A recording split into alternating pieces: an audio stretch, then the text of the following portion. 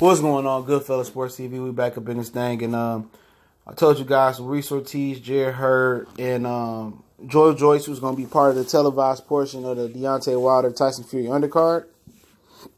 And now it's starting to come out that Luis Ortiz will face Pennsylvania fighter Travis Kaufman on the undercard. So that's just imagine what type of opponent Joyce will fight on the undercard. You know what I'm saying? Ortiz was originally pulled from the televised portion of the card because he was trying to pursue Dillian White, and now, you know, he's facing Travis Kaufman, who's been, you know, through the ringer a bit as a professional fighter. I am not excited about this fight. You want to call it a bum bash? Be my guest to bash it, because I won't stop you from calling it a bum bash.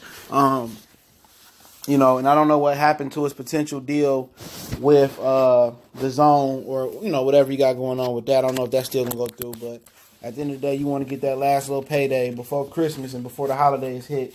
And, you know, it is what it is, man. I'm not knocking the fight. I'm trying to stay positive, man. Like I said, this card, you know, I'm going to tell you when this card probably went to shit, okay? This card probably hit the shitter when they sold $1 million worth of tickets in 25 minutes and started opening up more sections, I heard, in the Staples Center, because they didn't have the entire Staples Center open for Fury and Wilder. And Steven Espinoza said he was going to stack the card, bro. He said he was going to super stack the card.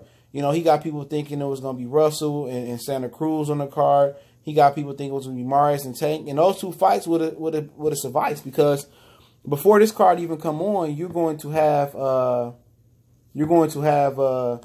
Adonis Stevenson taking on Alexander Gufic on regular HBO from Canada.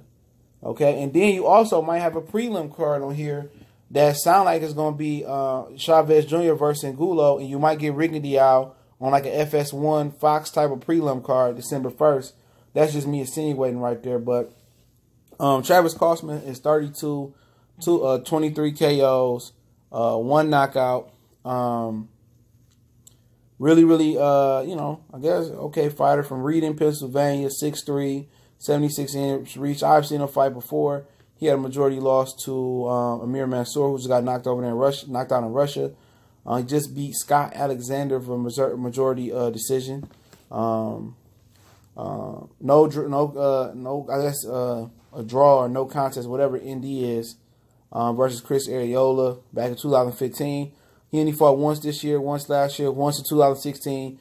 So he ain't been an active fighter, man. He ain't been active at all. I've seen him fight a couple of times, to be honest. Excuse the background noise. I'm sitting in my living room, so I speed up the street.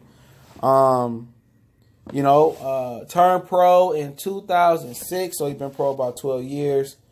He's 33 years old, so he ain't that old. You know what I'm saying? He's fighting Luis Ortiz as well. And like I said, it ain't nothing. You know, I mean, like I said, this ain't nothing for if you really want to pull an LA crowd, or you really want people to get behind this pay-per-view.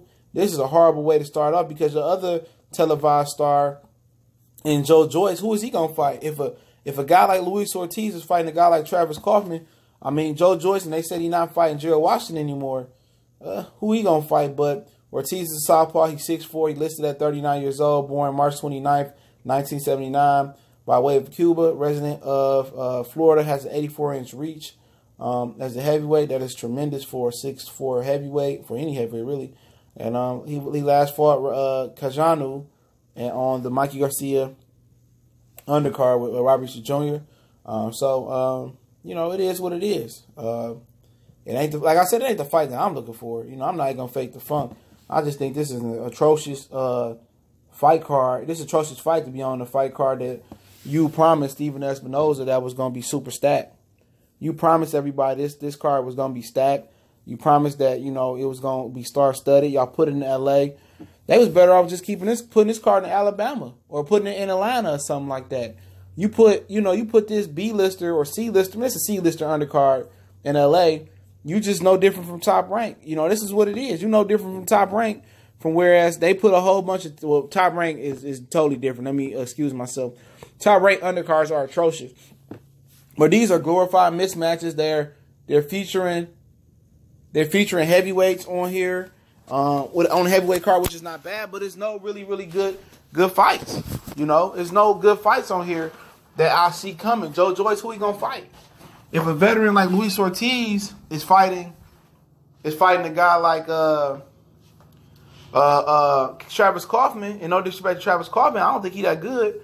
Then who was a guy like Joyce fighting? Seriously, who was a guy like Joyce is fighting? And you got to ask yourself, Joyce is probably not going to fight Gerald Washington. So, Joyce has got like 6-7 fights. So you got to ask yourself, like, who is that guy fighting? You know what I'm saying? But, overall, shit fight, not going to lie. Definitely rather see Dillian White versus Luis Ortiz, or he's at least a Derek Chisora. You overpay him to come over and fight Luis Ortiz, which probably is not going to happen. So, and also, you want to look for a guy like, Jared Hurd is probably going to be in a tune-up mismatch.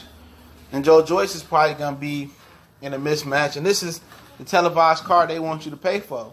And it's a fact that the Wilder Fury fight and the rest of the 2 fights under it, the three fights featuring Kaufman, Ortiz, and one with Jared Hurd and one with Joyce, okay, they don't live up to the hype.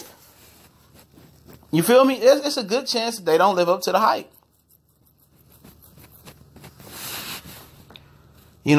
That the main event and all these fights could be trash and cassette boxing back. Boxing fans come out to see it. They pay $60 for the fight if it's at a reduced price. And you come see this fight and it doesn't impress. And what if you're not impressed? But I believe Wilder will impress and say the card. But obviously, once they sold them $1 million in tickets in 25 minutes, at that point, they was like, you know what? We're going to scale this card back some, okay? And that's what they did. They scaled the card back hella than what you thought it was going to be, the super stack card. And you went from people saying Earl be on there, or Earl versus Mikey, to Mares and Tank. And that's kind of Tank's fault, because Tank was out of shape and stuff of that nature. I may address that later on in the video about why Tank ain't moving away. People want him to move. And then you got, you wanted to see Santa Cruz and Russell. Obviously, Leo Santa Cruz got so much good pull with Al. He can do whatever he want to do. He didn't want to take the fight. So Gary Russell is just going to fight once this year again. If it ain't a fight that's worth him risking his health in his hands, he ain't going to fight. That's just simple as that. He made a good payday versus Jojo Diaz, and see him next year versus WBC mandatory. You know what I'm saying? And that's just, what it is. But, and then, you had all types of fights that people wanted to see on here. Keith Thurman return was supposed to be on here. That seemed like it's not going to happen. Regan Diaz and Chavez Jr. might be on the prelim card or untelevised portion. So, this card went from looking like flames to looking like flame out, man. This card is looking atrocious. And Steven Espinoza, like you say, you can't trust none of these dudes in boxing, man. PBC, DAZN, ESPN, they all the same faces. They all company, man. They all liars. None of these dudes is 100% face card. They say they want something, but they really don't want it. And once that man sold them tickets like that, them tickets moved like they didn't think they was gonna move. That's when you got a shitty card. Now they're not gonna invest into the card like they should. And it's unfortunate. It's real unfortunate, but let me know what y'all think about Luis Ortiz and Travis Kaufman. If you're not familiar with Travis Kaufman, there's plenty of film out there on him, I believe. But, in my opinion, I'm not I'm not feeling this card. I'm just gonna be brutally honest. It's, Jared Hurd, if he ain't gonna fight J-Rock, that's the only thing I foresee saving this card, or that's it. Because I don't see Joyce fighting nobody big. And I don't see, nothing else on this card that's going to save it but Wilder and Fury. So it's just, if you paying for the card or you paying for the fight to go out to L.A., it's just show up to the main event, and that's it. Show up to the main event, or just, pay your pay-per-view and watch the main event. Because there's no Keith Thurman return, no Jared Hurd not fighting Charlo, no Santa Cruz Russell, none of that. But Goodfellas Sports TV, let me know how you feel. We on Facebook. Got links in the description. We just doing that. If you want to DM me a video request, you got questions there, you can DM me there or email me. I'm opening up my email to business inquiries and questions as well. You want to make a donation, that link is there as well. Appreciate it to Mr. White with the donation, PayPal yesterday. Appreciate it, homie. I see you. Y'all know what the business is. We gone.